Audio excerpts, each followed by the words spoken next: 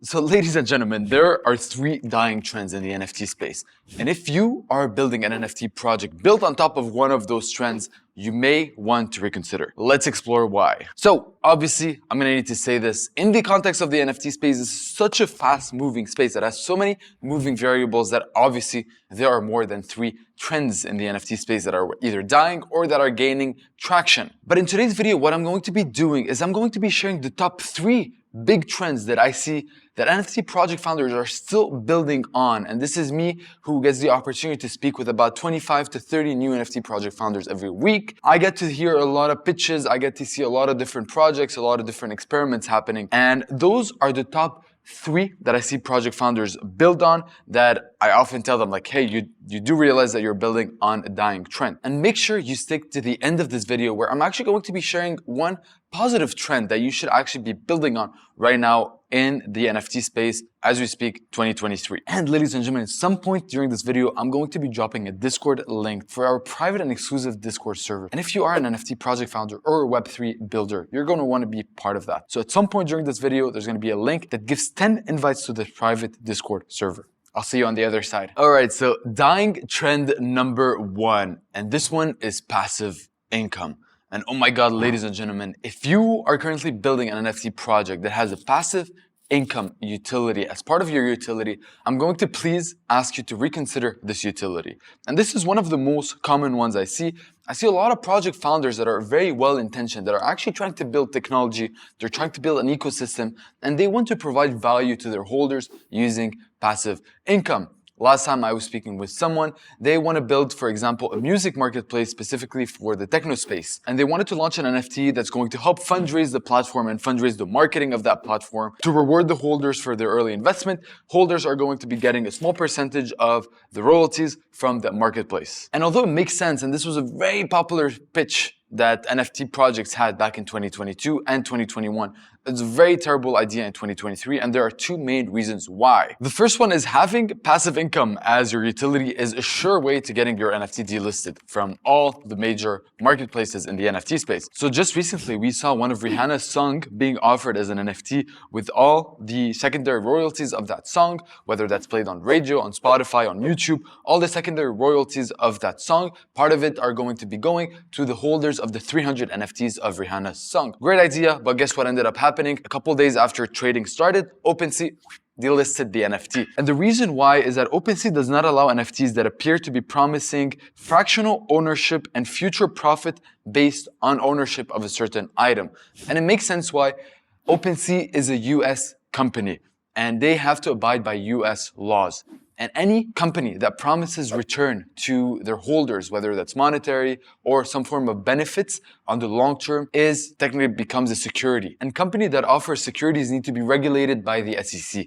So all of a sudden, OpenSea does not want to play that game. So anyone that has passive income as utility is just easier for OpenSea to delist than having them deal with the headache of dealing with the SEC. That's reason number one. So even if you manage to sell an NFT project, which is going to be very hard because of reason number two that I'm about to talk. But even if you do, your NFT is going to be delisted at some point of time. Number two reason why it's just bad utility is that smart buyers, the people in the NFT space that actually have purchasing power, they don't consider passive income as a utility in the first place.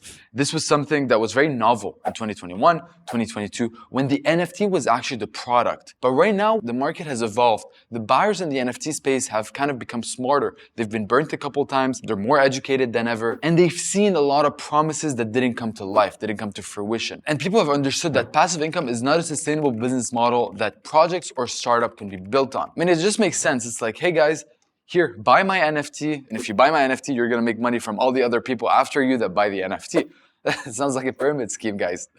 And it obviously is not a sustainable business model because for this to function, you're gonna need an ever-growing number of transaction of volume in your ecosystem, which is not something you have direct control of and is very much at the whim of the market and at the whim of the perception of your NFT to the market. So even if you are able to incorporate your company and become a security in the US and prove to OpenSea in some form of way that, hey, you're regulated like a security, so you could be listed on OpenSea, there's a very high likelihood that the people you want to target, the people you want to sell your NFT to, which are smart money that have purchasing power, they're not going to see value in your NFT. So passive income, first NFT dying trend. Our second NFT dying trend is an undoxed team. Now, before you stop this video and you're like, Leon, what are you talking about? Just the last project that sold out and made noise across the NFT space. Nakamigos, $1.5 million. I just made a case study about them. They had an undoxed team. What are you talking about? Let me explain. Right now, for 95% of NFT projects that are selling, and for 95% of the founders that I speak with on a weekly basis, there's a 95% chance that you are going to have to be doxed in the NFT space. And let me explain why. So the projects that have been succeeding over the last 2 quarters in the NFT space, Web3 native brands, they've had one of 2 characteristics. The first characteristic is that they are built by a reputable, respectable founder figure. The second characteristic is that they are backed by a respectable or notorious brand in the NFT space. For the first example, they're built by a notorious founder. We've had Mad Lads, for example. Last case study I made, launched on Ethereum. They were built by a very well-connected, very highly respected developer in the NFT space, built technology, raised millions of dollars in funding, and only then was he able to launch his NFT project. This is the Mad Lads case study. For projects like Nakamigos, although they had an undoxed team, they were associated with already pre-established, respected figures in the NFT space, like Satoshi, the founder of MFR, one of the previous blue chip NFT projects in this space, and they had Beeple talk about the project. So they were able to hitchhike their brand on top of a respectable figure in the NFT space. Just to drive the point home, a couple other examples. So for example, Valhalla launched maybe 2 quarters ago. They did not necessarily have like a very known team, but they had a partnership with Sentinels, a big esports team. So they associated their brand to them. We had KPR Verse. So KPR Verse did not necessarily have a big brand associated with their project, but the founding team were very well known in a very niche community called the Magic community, which is a token. They have their own ecosystem, big on gaming. They were very big in that, and they launched a project with around their context. So just like that, they had notoriety and reputation. For the average founder that I speak with, most of them, they don't have the connections or the business model that will allow them to have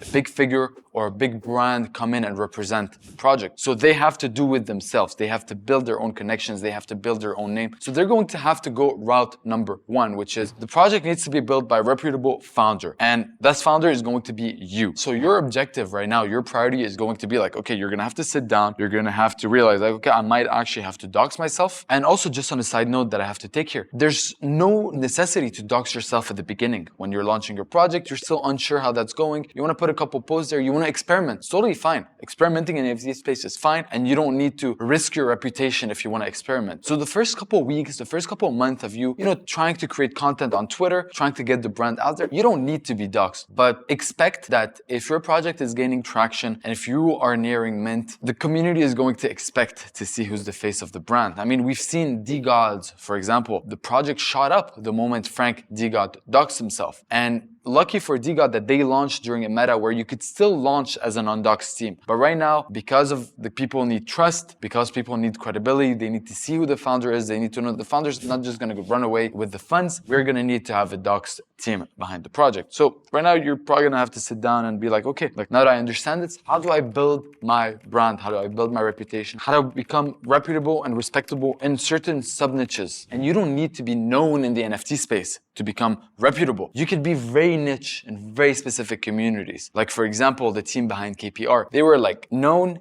in the Magic ecosystem, which is like tiny, a couple thousands of people active in there. Mad Armani, developer in the Solana ecosystem, very early on. So it's like, sub-niche, go 2 layers down in a niche and then become the expert in that. So the death of undoxed team, that is dying trend number 2. Dying trend number 3, we got projects that are prematurely launching. And that is one that I hear a lot of project founders, they come to me, they're like, okay, Leon, so we have this project, we're gonna start marketing in a week, but we wanna launch in 3 weeks. And I sit there, I'm like, what do you expect to happen in 2 weeks? And these founders, they still have the mentality of the bull market, 2021, 2022, when a project could launch in 2-3 weeks, launch their project. I mean, heck, the project I co-founded, Naya, last year when it launched, we had like 3 or 4 weeks of marketing. I made a case study just just sharing all the details of how the launch went, what we did right, what we did wrong. And whole marketing was 3 or 4 weeks. And it's something you could pull off before when the NFT was the product. People were buying into your project because the NFTs, they were novel, were something exciting. But now we all know that you could just upload an NFT into this random website. For example, launch my NFT. You upload your thing there and you don't even have to pay gas, and all of a sudden your image is on the blockchain. People understand how easy it is to build an NFT. Before it was like, damn, what is that? An image on the blockchain. So right now your time in the market has become very important. And right now we're seeing that the projects that are launching, they've been marketing for months, if not years.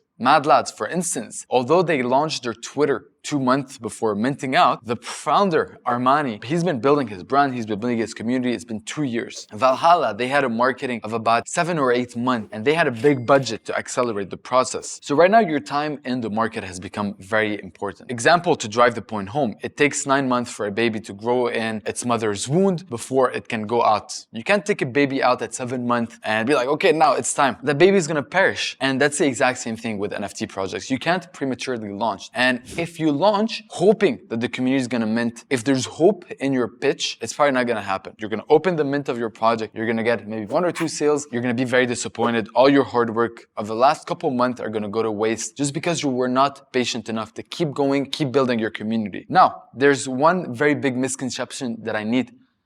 Misconception. There's a little misconception of NFT founders that I realize. I speak to them and they're like, but Leon, after 3 months, doesn't the community start dying? They get bored, they go towards the next project? And my answer to them is absolutely not. If you're providing value to people, they're gonna stick around. 3 months is nothing for you to build a community. For example, I'm a big loyal fan of this guy called Alex Hormozi. He's very well known in the business space. You may or may not know him. He's built and launched companies, and he talks a lot about building businesses. And I've been consuming his content. It's been a good year and a half, and I'm still consuming it. Now, I've bought his books. I've talked to him about my friends. I haven't left his ecosystem after 3 months. And the reason for that is because he's been providing value that is beneficial to me, to my life. So for you, for your project, if you're not bringing value to people, people are just not going to stick around for more than 3 minutes in your Discord. They go in your Discord, they see, okay, what is that? What am I getting? Nothing of value. They're gonna leave. And that's a little bit how the mindset you wanna have when launching your NFT project. You wanna bring value. And if you bring value, they're gonna stick with you until the end. So dying trend number 3, premature launches. Make sure you don't become a victim of short-term thinking. Now, let me share with you a positive trend that I'm currently seeing in the NFT space and how you can potentially tap into that to build your project. And the positive trend that I'm seeing is one of IP. So it's brands that are building the intellectual property of their project. So intellectual property refers to the creation of the mind, such as inventions, literacy, artistic work, design, symbols, names, images used in commerce. So brands that are focusing on IP right now are the ones succeeding. For example, we've seen Pudgy Penguins, great comeback story. They've gone from dying NFT brand into one of the most thriving brands that have recently hit their all-time high during the bear market. Pudgy Penguins, for example, they are focusing a lot on intellectual property. They're going out there on social media, they're turning their NFTs into little recognizable characters. And recognizable is the key word, recognizable. They're building a Web2 store around their NFTs. You can now buy the penguins as like little fluffs that you can gift your girlfriend. They're building merch. So they're making the penguins recognizable to the average user. It's like, oh, this is a Pudgy Penguin, so cute. We're seeing brands like Azuki, like Clone X, like Chimpers. These are all brands that are going the intellectual property right, that are turning their images into recognizable brands that is going to benefit their entire ecosystem. A little bit like the Pokemon ecosystem, a little bit like the Yu-Gi-Oh, the collectible cards, all the collectible brands, the Rolex, Patek Philippe. A Rolex is valuable not because it has a very specific dial is made up in a specific way. No, it's because it's a Rolex. It has the intellectual property of a Rolex. And that's what we're seeing brands do. So what I would recommend to you is, if you're not too sure what that means for you, for your project, go out there and explore. Go to Pudgy Penguin specifically because I think they are the ones leading the IP route. Go on their Twitter. Go on their Instagram, go on their YouTube, see how the founder is working. The founder has a series on YouTube called Building in Public, where it's like vlogging style. See how they're building and try to see what from the things you're gonna take away can you apply into your business. Because these are trends that are only going to be accelerating. The IP route is only going to be accelerating in the NFT space 2023 and onwards. Ladies and gentlemen, I hope this video was helpful to you. If you are an NFT project founder and you need help building your brand that is going to be globally recognizable in the NFT space and beyond, we can help with that. All you need to do is schedule a one-on-one discovery call by clicking on the link in the description of this video so we can identify how we can help you achieve your desired goals. And if you want to keep learning, and if you're hungry for knowledge and want to keep learning, I'm going to be pinning another video that I think is going to be helpful for you right here. Stay awesome, ladies and gentlemen, and I'll see you very soon. Ciao.